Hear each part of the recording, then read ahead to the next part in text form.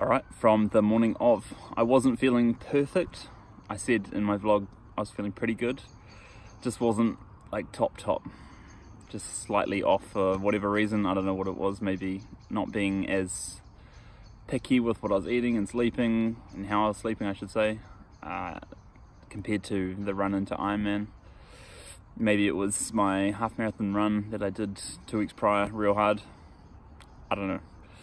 But yeah, I wasn't feeling perfect. I did get a real good sleep the night prior. That probably helped somewhat as well.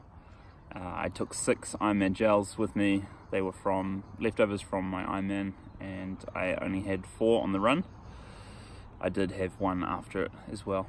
But yeah, 4 on the run. I skipped at least 2 water stops. I think there was 13 or something about that total. I may have skipped a third, yeah. So it was just a cup of water at about 7 or 8 of the water stops.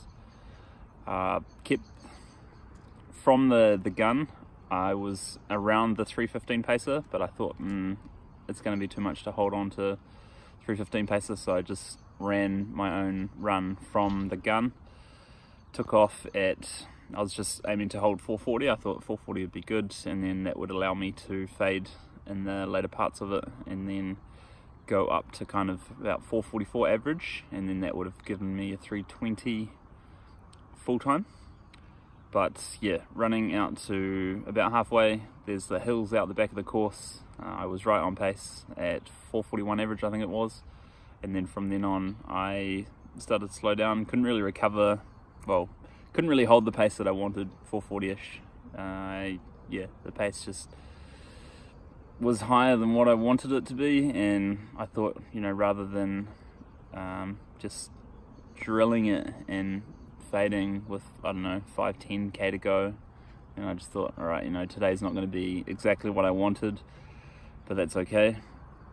So instead of trying to push on and hold 4:40, I just allow myself to go slower and still finish decent, rather than walking and it just turning into a 4-hour plus. I still just backed it off a little bit, enough to get recovery when I felt like I wanted to really slow down, and then pressed on. So that was, round past the airport. The previous 2 times I've done it, I didn't really find the airport stretch that bad, but for some reason on Saturday, it's now Monday, I wasn't loving it. Just long straight stretches. Maybe the reason was because I wasn't with anybody else for all up until then, so like the good kind of 35k's was just completely solo, no man's land. Especially the airport stretches, just probably a guy about 250 meters ahead of me, and then didn't really bother with looking behind me, but there's no one coming up. But yeah, I don't know if that makes that big a difference. Yeah, it felt harder to me than Auckland. Like last year I did 3:31 in Auckland in October. This year 3:29. It just felt harder. Again, that might have just been the way I was feeling running into it, or leading into doing this run.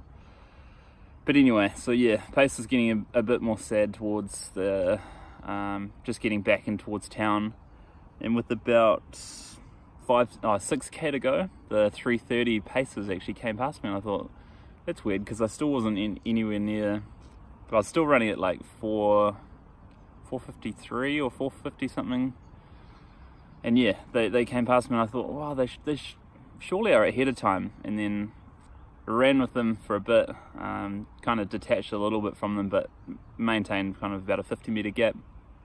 And then with about probably 5, maybe 4.5k to go, a biker came up behind me, and he said they were actually on for 3:27 pace, and I thought, oh yeah, that makes more sense, because I didn't think I was quite at 3:30. I thought I was still a fair bit under that. But anyway, one of the paces kind of dropped back because I just couldn't hold it for whatever reason. I wanted to. My brain was saying, yep, no worries, and then body was just going, no. And anyway, he was yelling. He was saying, come on, just stay on my shoulder and stuff. And it was good. It was great motivation. It kept me driving, even though I couldn't stay with them. But again, I was within sight. got to 3k to go. Yeah, was still pressing on. I wasn't giving up at all. I thought, you know, you could just start walking, like everything's saying just start walking, but I love this mental battle when you have to just keep driving it, and that's what I did. Got to within 2k to go, could still see them. Got to 1k to go, could still see them, but the gap was getting longer. And yeah, I was just pushing so hard, so hard. And then yeah, got to the home stretch. Oh, actually I was at 3 hours 23 with less than a k to go, and I thought, all right, you know, I should still be under 3:30, which would still beat my PB of 3:31.21, which would be good. So it was still going to be a successful day. And then yeah, turned onto the home stretch, just gave it all I could. They could see as well because it was about to get close to 3:30. Pacer, he was still yelling at me and still waving, going like, come on, if you want to see the vlog you can see him in it, which was awesome. He didn't know me, I didn't know him, but I did also hear him say, you know, your PB is our reward for doing the pacing, which I thought was real cool. And yeah, I just gave it everything to the line. I finished strong as well. It's always nice to finish strong, but I'm definitely kind of towards that stage where your body's just like, nah, stop. And yeah, I was happy to get to that stage, happy to finish the way I did. So 3:29.17 was my mat time, and yeah, immediately after, I was very cooked. Like crossing the line, walking off towards the side, I was alright, and then all of a sudden, like I couldn't really see that well for some reason, which is probably an indication that I was really pushing it. But yeah, just walked off with my parents were there, they were waiting for me at the end. Sat down for a bit, downed another gel like I said, so that was my 5th. Had banana and some dried mango, so just getting the sugar in, and some water, some nice cold water. And I came right pretty quickly after that, did some stretches, which was awesome. That's one thing I really always want to do after a big hard run. Helps, I find, with the recovery so much so, is just doing the stretches, even though you're sore, but doing the stretches I find is great. And then yeah, just kept warm when I started cooling down, so put a jumper on, and then yeah, waited for my brother.